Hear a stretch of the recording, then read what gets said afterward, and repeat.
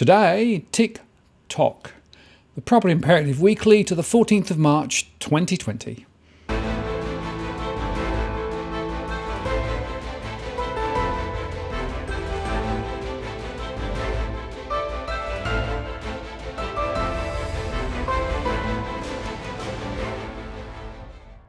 Hello again, I'm Martin North from Digital Finance Analytics. Welcome to our latest post covering finance and property news with a distinctively Australian flavour. In this week's update, we look at some of the issues in play, but given that we've been releasing daily updates in these uncertain times, we're going to try to paint the bigger picture, as the fears of a global recession triggered by the virus and oil are playing havoc with markets, social cohesion, human behaviour and finances. And central bankers are throwing liquidity at the markets, trying to support the financial system, even as those in government are trying to manage the outbreak. And as I've said before, the virus may be a catalyst for the financial mayhem we're seeing, but the seeds of destruction were laid a long time before. And as normal, we'll start with the international scene, but if you want to jump directly to the Australian segment, the time is shown below. And you can also see our post on the Australian market that we posted yesterday, including stock-specific data. See the Property Imperative Daily for the 13th of March 2020. And an important plea, YouTube has started to demonetize posts which are discussing the current financial crisis. So please support our efforts via Patreon or PayPal and send this post on as widely as possible so this gets as wide an audience as possible at this critical time. People who are not aware of what's happening may lose their shirt. Wall Street ended the week substantially down, despite a huge rally in the close on Friday, after President Donald Trump declared a national emergency, a move that gives him authority to use federal funds to combat the virus outbreak. Trump said the move would open access to up to $50 billion in funds for states and municipalities to tackle the pandemic.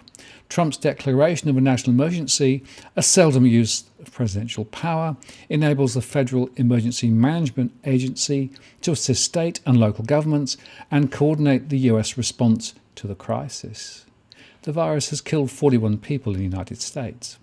And later, Speaker Nancy Pelosi and President Donald Trump struck a deal on a multi-billion-dollar stimulus package aimed at assisting millions of Americans directly hurt by the virus outbreak.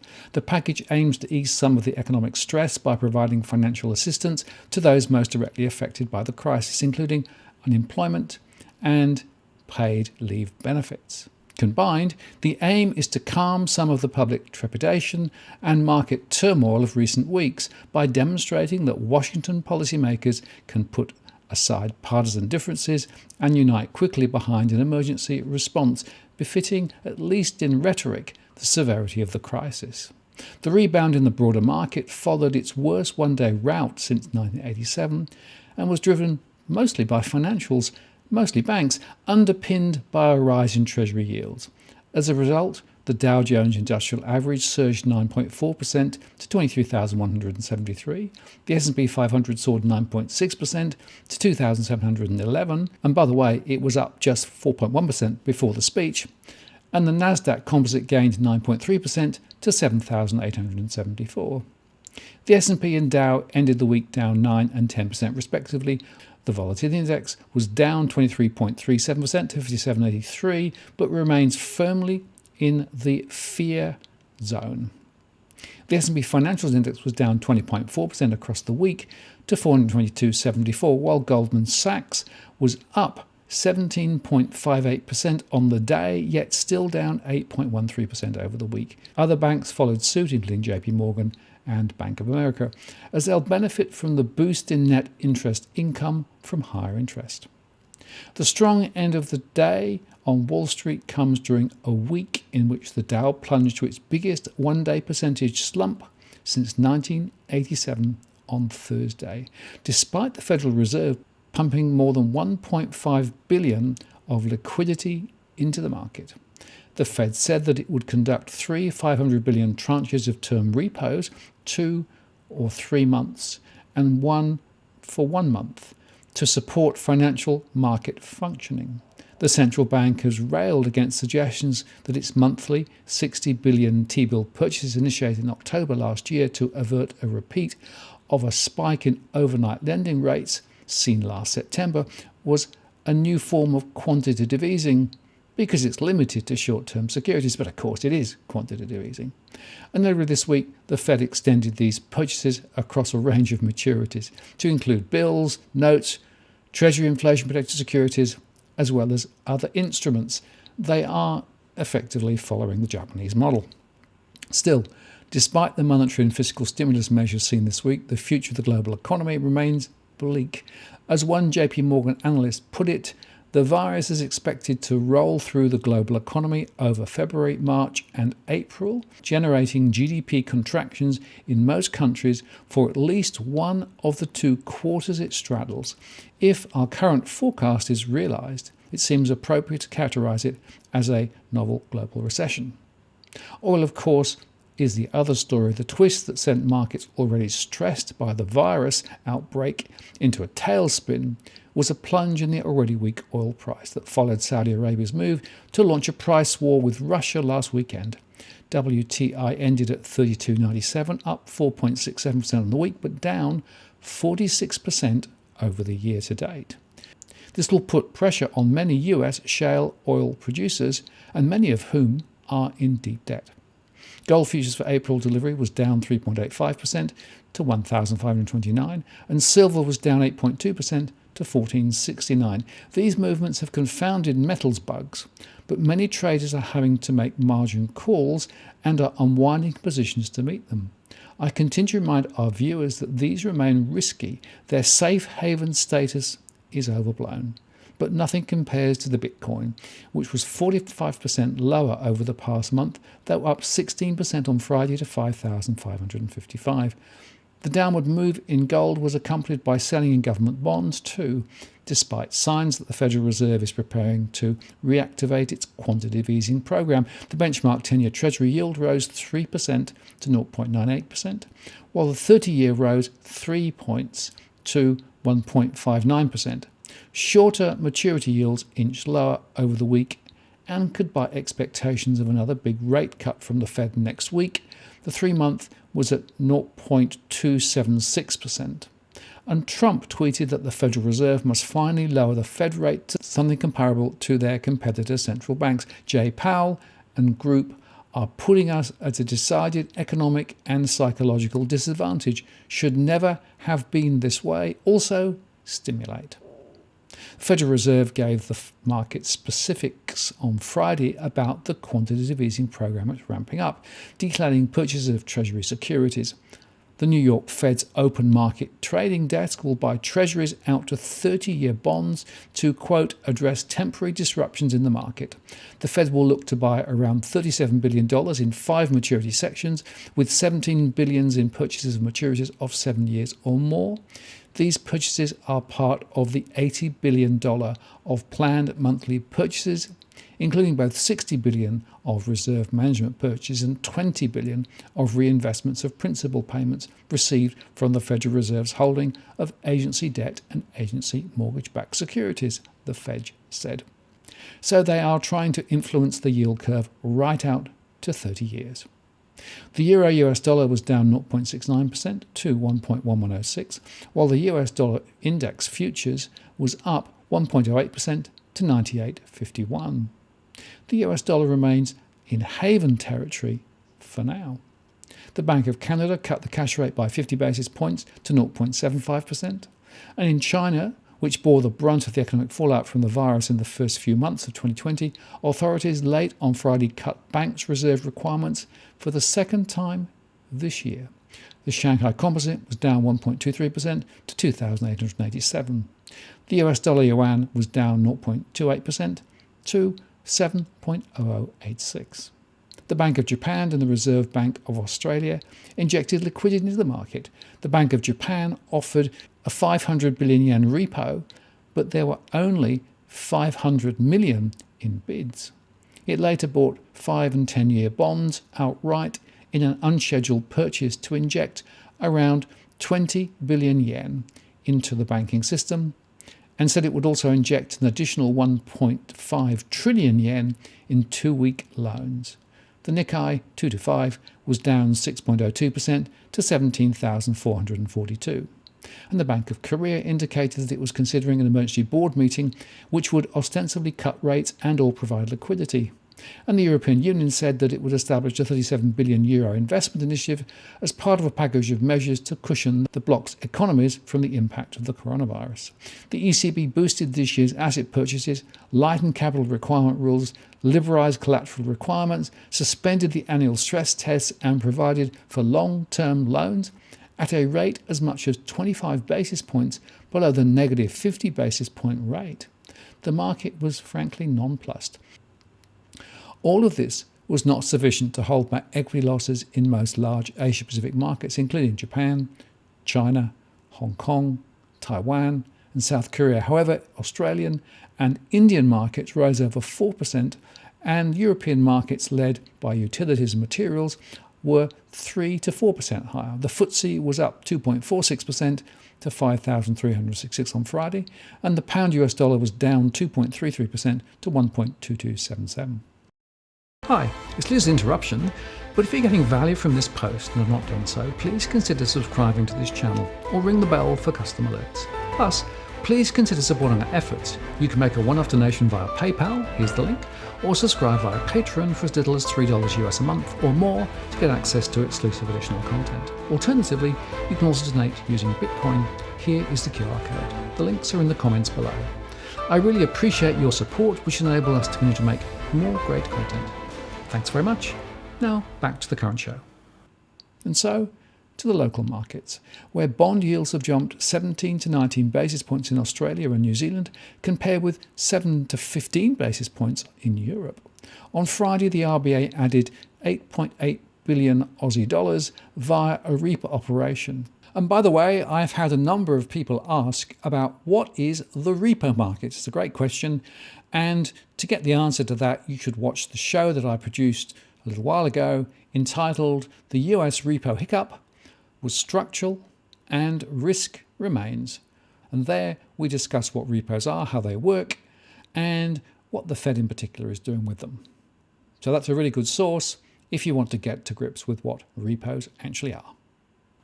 To which Chris Joy wrote, on March the 7th, I wrote to the RBA and the government again, with central banks failing to provide any liquidity as opposed to interest rate support to markets that were demonstrably starting to fail over a week ago. We are seeing, as I warned, the clear emergence of a very serious liquidity crisis, which will rapidly transform into a sovereign banking and corporate credit crisis worse than the GFC unless policymakers take rapid mitigating actions. Whilst most central banks are running out of traditional monetary policy ammo, they have an almost unlimited ability to provide massive liquidity support, which will be immensely impactful in unlocking the paralysis in global markets. This cannot just be government bond QE. It needs to be full spectrum, unrestricted QE across all sectors, including governments, banks, and corporates on a temporary basis until the virus-induced air pocket in liquidity has passed. This is precisely why we have established central banks in the first place, to serve as lenders of last resort to critical funding markets when they face crises precipitated by external liquidity as opposed to solvency shocks. Now, my problem is this. There are a number of investors who have taken positions on the assumption that the RBA would broaden its asset purchase programs to corporate bonds and mortgage-backed securities, etc., as their QE program kicks in.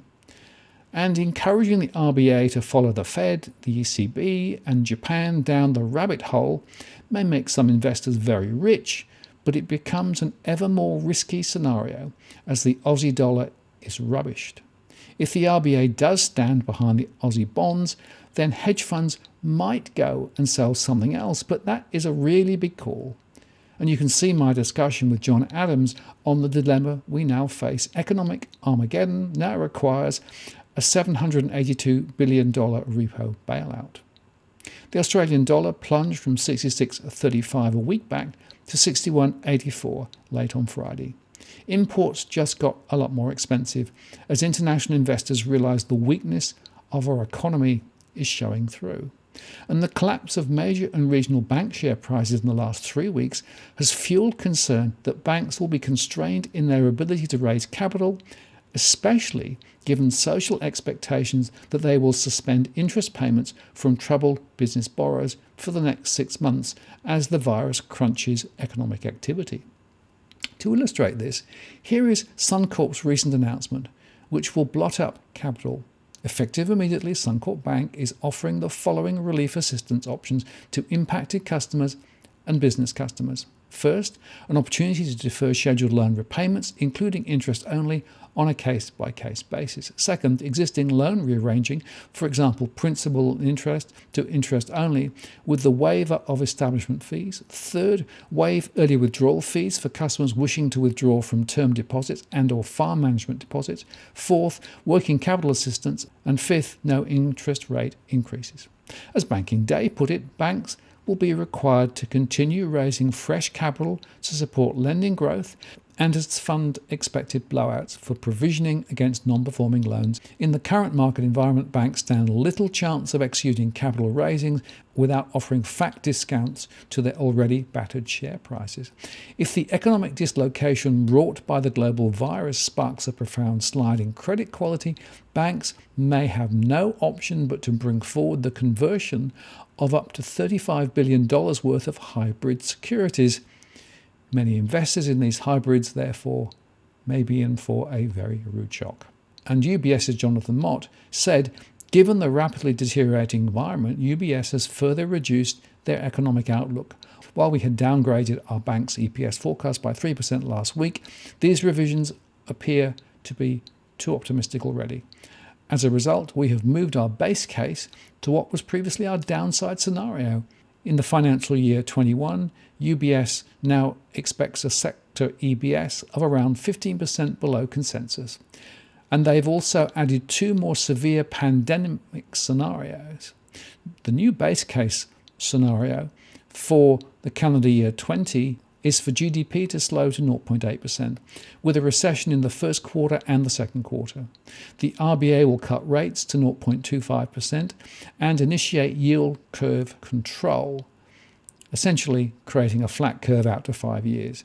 Fiscal stimulus will be 1% of GDP, and still assuming that housing lending rises a further 10%, unemployment could reach 6 to 6.5%. And implications in the following year are that the net interest margin will be down 12 basis points due to the runoff of hedges and replicating portfolios. Secondly, an additional 1% in cost efficiency. Thirdly, credit impaired charges rise by around 24 basis points. And they've downgraded the financial year 21 EPS forecast by 6% across the sector, with a return on equity of 9.2%. And they now expect dividends to be cut and CBA's buyback to be postponed. And collective provisions will be topped up as banks move to internal downside scenarios under AASB 9 credit provisioning, which is more pro-cyclical. And they now expect each of the major and regional banks to increase the weightings of their downside or stress scenarios in their collective provisions due to the rapid deterioration of the economy. And as a result, they have increased their credit impairment charges by around $500 million for each major in the upcoming first half 20 results, which of course is the second half for CBA. However, we have a low level of confidence in these numbers as it could change material as the situation unfolds. And Damien Klassen at Nucleus Wealth takes this knotty question even further by looking at what unemployment will do to the housing market. He wrote that the attitude in Australia is that the housing market is bulletproof. ScoMo has its back, and that all investors have to fear is fear itself. Banks had the debt handbrake on in 2019 as a Royal Commission demanded they lend responsibly, but in 2020, egged on by the Treasurer and APRA, the banks were falling over themselves to get back to the irresponsible lending of the 2012 to 2017 era. The boom was back, baby. But As much irresponsible lending as possible won't increase house prices when unemployment starts to rise. For example, Perth showed us that during the same 2012 to 17 period, unemployment was rising much more significantly in the West. And as a result, home prices have dropped considerably. So unemployment is the trend to watch. And so to the housing sector, where the CoreLogic index, seemingly in a different world, still rose, even if more slowly. It's worth remembering that Perth, with a higher unemployment, in the same credit conditions, are still down 21% from peak. Price growth does appear to be slowing elsewhere. Now, this should be a warning, and auctions were a little lower last Saturday with a clearance of 74.8% compared with 47.8% a year ago. Sydney was the standout at 82.6%, but there, of course, were long weekends in some other states. But now we wait to see if the virus starts to impact listings and sales. As I discussed with Edwin Almeida, our property insider this week, see the property listing pandemic. And we are certainly seeing some signs of mortgage lending slowing again, despite strong figures for January, which came out this week, while overall credit growth is slowing as many households pay loans down. There was a rise in new, mainly owner-occupied borrowers.